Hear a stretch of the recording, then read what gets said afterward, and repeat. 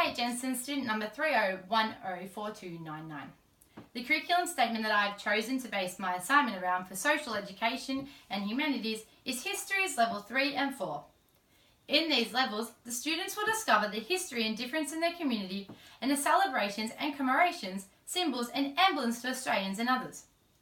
The history which they will learn about begins with the Aboriginal and Torres Strait Islanders, looking in the European exploration and colonisation in Australia and the world between the late 1700s and the early 1800s. Students examine the influence of exploration on other civilizations, how these civilizations interacted with new arrivals, and how these experiences contributed to their cultural diversity. The statement which I chose to focus on is to describe perspectives of peoples from the past. Describing the perspectives of people's past can be broken down into parts. Firstly, looking at the word perspective. This meaning looking at people's point of view. The second word we can break down is past, which means the time before the current time. And lastly, the word people, which turns into a question. Whose point of view are we going to be exploring? When looking at the First Fleet, there were a few main subjects involved. There was the navigators, captains, convicts, families, seamen, marine, civil officers, and the Aboriginals. The focus of the unit is to see the point of view from the people. And the captains, convicts, and Aboriginals would allow the students to get the most out of the unit. Whilst letting the children look at the point of views of others, they should, by the end of the unit, be able to achieve or inquire about the answers for the following questions from the curriculum. Number 1, who lived here first and how do we know? Number 2, how has our community changed? What features have been lost and what features have been retained? Number 3, what is the nature of the contribution made by different groups and individuals in the community? Number 4, why did the great journeys of exploration occur? And number 5, what was life like for Aboriginal and Torres Strait Islander peoples before the arrival of the Europeans? Why did the Europeans settle in Australia? And lastly, number 6, what was the nature and consequence of contact between the Aboriginals and Torres Strait Island people and early traders, explorers and settlers? When I was a child, I remember a few things from school which really stood out to me. One of the things that stood out for me, and the reason that I chose to do this statement, is when I was in primary school in grade 4, we looked at this exact topic. We were given a project which was needed to be completed at home. It involved us creating letters from the convicts on the boat from Botany Bay. In order to do this, we needed to spend time in class to research the convicts we chose and to develop a storyline. This allowed me to think like a convict and open my eyes up to a whole new world. Reading about how they were treated or even why they were arrested amazed me. I was interested and was rearing to write my letters. I loved to get creative and hands-on with my letters by making them look and feel as if they were old using coffee and fire. This really helped me to get into character when I was writing because it made me feel as if I was a real convict. I enjoyed the research and understanding the difference in the lifestyles between all the different people. Reading other people's letters on the wall also helped me to extend ideas and thoughts.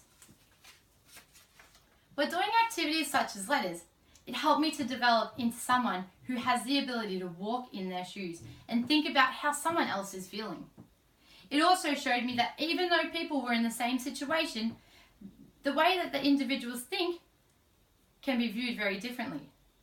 This helped to spark my love for history as I grew up, and I wish to be able to place this spark into other children to love history of the world and where we came from. In the taster event that I have produced, I have tried to keep that spark alive within the education and development to allow the children to enjoy what they are learning and to be active, inquiring and involved learners. To start my taster event, I would allow myself to be dressed up as Captain Arthur Phillips of the First Fleet ship HMS Cyrus, who was also set to be the governor of the penal colony in Australia. I would begin by telling the story in a character such as, "Good morning to all me crew men aboard the HMS Cyrus. For those who don't know me, which I am sure that you do, I am Captain Arthur Phillips and I have been appointed to be your governor at the new colony. I have heard that all the 11 ships have been here at Portsmouth, England, waiting for me to arrive. some up to 7 months, loaded with convicts from the overcrowded jails here in England.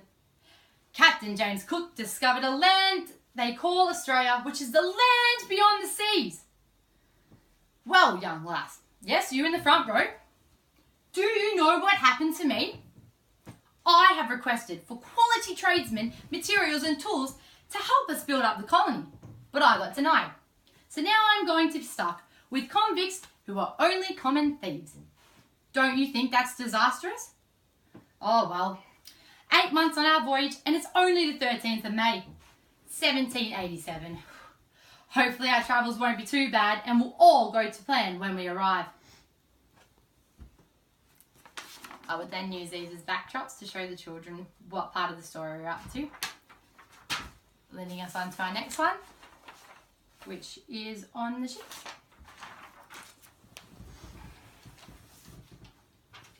Here we are at last, heading towards the new land. James Cook will be happy to see the discovery from August 1770, many years ago from now. We are so very lucky to be aboard the 2 Royal Navy escort ships, HMS Cyrus. Some of the other crew are on the HMS Supply. I am so glad that we didn't have to board any of the 6 convict transports. The Alexander, Charlotte, the Friendship, the Lady Piran, Prince of Wales, or the Scarborough. I heard they're quite smelly and the convicts can be full of surprises.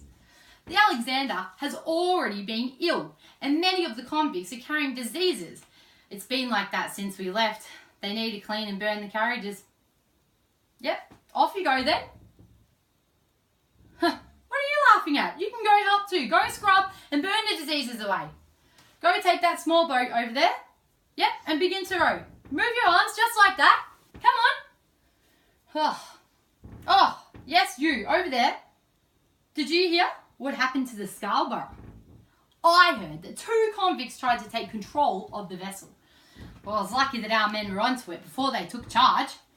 We've been at sea for the last 6 months now. Just need to head to the Cape of Good Hope. Just over here. Let me show our map. Whoop. There we go. Not long now till we make it to the land. That will be the fleet's last port of call before heading out to our new land. I am getting quite tired and exhausted and I can't wait till we arrive and get off this smelly boat and set up. James Cook believes that it's going to be a great prospect. Not long now, only 2 months away. Following on with this, I will continue to talk about the arrival at Botany Bay and what happened in Australia, allowing the students to come up and join in with the story at certain parts. Being in character and involving the class in the roles is a strategy to keep all the students interested whilst explaining the history of the First Fleet using a living history approach. This will allow the students to understand what topic will be delivered for them to learn about next and to give them the time to recall any information that they have previously learnt or to realise if they already know something about this topic. From this, I would then begin to find out what they already know about the First Fleet and the Australian colonisation. To keep with the theme of living history, I would hand out 6 sizes of paper which would have been previously stained and burned to allow for a historical look from the past. I would then ask the students all to note down one thing that they know about the First Fleet and the Australian settlement. When they were finished, they could place it on the whiteboard for a visual historical brainstorm. As a class, the notes would be read out and this would leave room for discussion and inquiry towards the history of the First Fleet. Once this was complete and students had open discussions, I would tell the children to pick a convict, a captain or an Aboriginal as a subject and begin to research what they did and what happened to them during the First Fleet. They would also be notified that they would be allocated 10 minutes, allowing them to use provided books or technology. Once the 10 minutes was complete, we would regroup and talk about how they believe their person would have felt, what their point of view would have been, and what they had seen during this time. Scaffolding what the students are suggesting will help to guide them in their studies.